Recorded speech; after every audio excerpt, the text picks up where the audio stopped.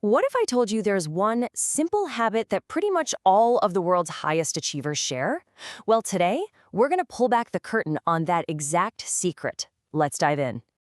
No, seriously, just take a second and think about it. What do you think it is? Is it waking up at 4 a.m.? Maybe it's some super complicated productivity system? We're always told the key is to do more. But what if the real secret is actually about doing less? Yeah, the answer might actually surprise you. It's got nothing to do with piling more onto your plate or just grinding out longer hours. In fact, it's the total opposite. It's about subtraction. And it all boils down to one single powerful word. And that word is no. Yep, business guru Brian Tracy calls this the art of refusal. It's the skill of strategically saying no to all the distractions, all the low-value tasks, so that you have the time and the energy to give a big, powerful yes to what really moves the needle. This isn't just a neat little habit, it's a core strategy for success. Okay, so how do you know what to say no to? That's the real question, right? Well, it all starts with a simple but kind of profound idea, figuring out where your biggest wins are actually coming from. And that leads us straight to the 80-20 principle. You might have heard of this before, maybe as the Pareto Principle, but we just call it the 80-20 rule. And the concept is, honestly, it's mind-blowing. It says that for most things in life, about 80% of your results come from just 20% of your efforts. Think about that for a second. The huge majority of your success is driven by just a tiny handful of things you do. Let's make that super practical. Imagine your to-do list for today has 10 things on it. Odds are only 2 of those items are going to create 80% of the real value. The other 8? Yeah, they're basically just noise. They keep you busy for sure, but they don't make you productive. So the big question is, how do you find that magical 20%? Well, Brian Tracy has this amazing little thought experiment. Just ask yourself this one simple question. Whatever pops into your head first, that's it. That's almost always your most important task. That's the one that really delivers. So, knowing about the 80-20 rule is cool and all, but how do you actually use it day in and day out? Well, that's where this next thing comes in. It's called the ABCD method, and it is a brilliantly simple tool for getting ruthlessly focused. It's super simple. You literally just go down your list and give every task a letter. A tasks are your absolute must-dos, the heavy hitters with serious consequences if you don't do them. B tasks are the should-dos. There are consequences, but they're kind of mild. C tasks are just nice to do. No biggie if they don't get done.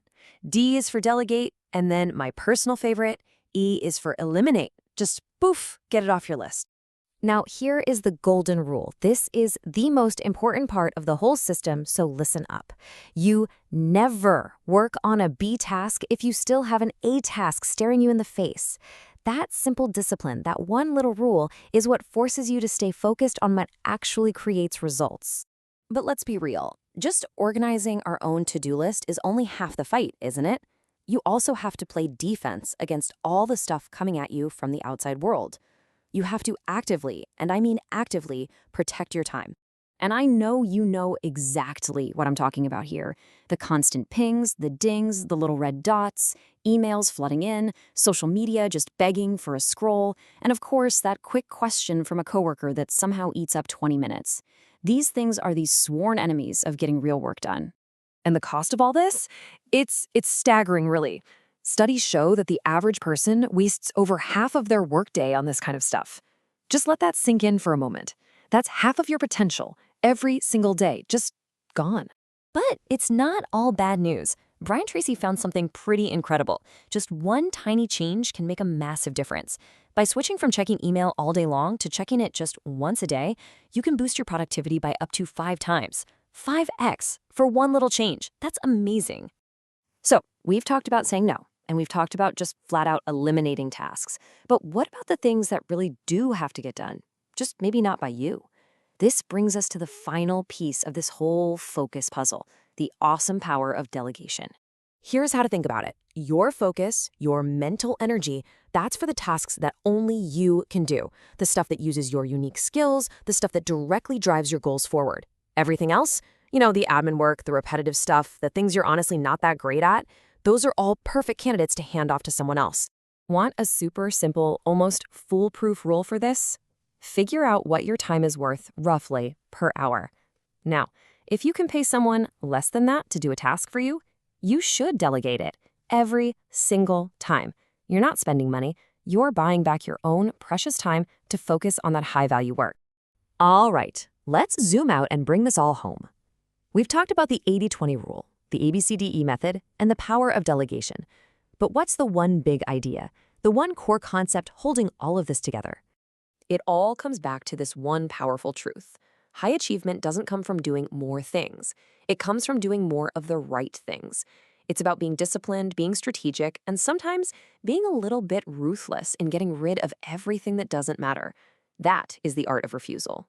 And that leaves us with one final and really important question. Because look, this isn't just some interesting theory to think about, right? This is a challenge. So I want you to really consider this. When you start your day tomorrow, what is the one thing, the one meeting, the one distraction, the one small request that you are going to consciously say no to so you can finally say yes to what truly counts?